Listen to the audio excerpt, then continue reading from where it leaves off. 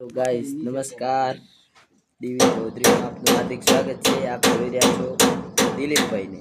કેમ કે મિત્રો અમારે આ ટ્રેક્ટર પડ્યું છે, આ ઠેસર હમું કરી રહ્યા છે મિત્રો બે, અને આ જીરું પડ્યું છે, જીરું લીધું છે।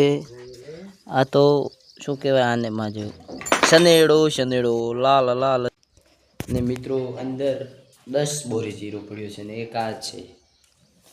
આ દેખી શકો છો આપ जीरो बहुत बहुत ही हमारे पास पैसा बहुत। અને આપણે આજ ક્યાં જવાના છે ખબર? તમને ખબર નહીં હોય, હું બતાવું કે આપણે જવાનું છે ઢાબા ઉપર મિત્રો।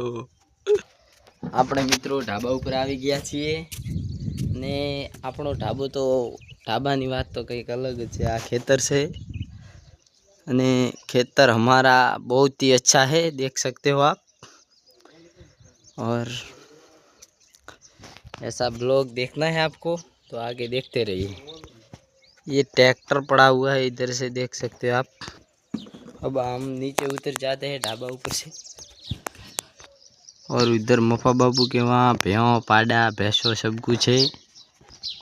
और हम जा रहे हैं अब हमारे झोपड़ी पे, और ये चौंफड़ी है हमारी, और आगे जा रहे हैं, आप देखते रहो, मज़ा आएगा आपको।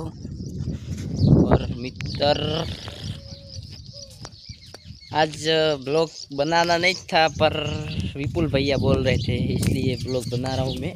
मेरे को इतना आता नहीं है कुछ, मगर बनाना पड़ता है। जान बुलाती है मगर जाने का नहीं, ऐसा है हमारा, ये हमारा है।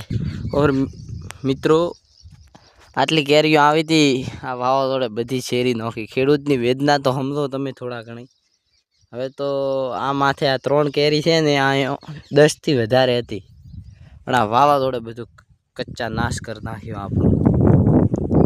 અને શું ખેડૂત તો શું કરે કહો, કંઈ હાથ તો રાખી ન શકે, તો તમને ખબર છે મિત્રો। તો હવે તો અહીંયા બધું સુમસાન થઈ ગયું છે। આ આપણી દાળમો છે મિત્રો। આવા ને આવા બ્લોગમાં મળતા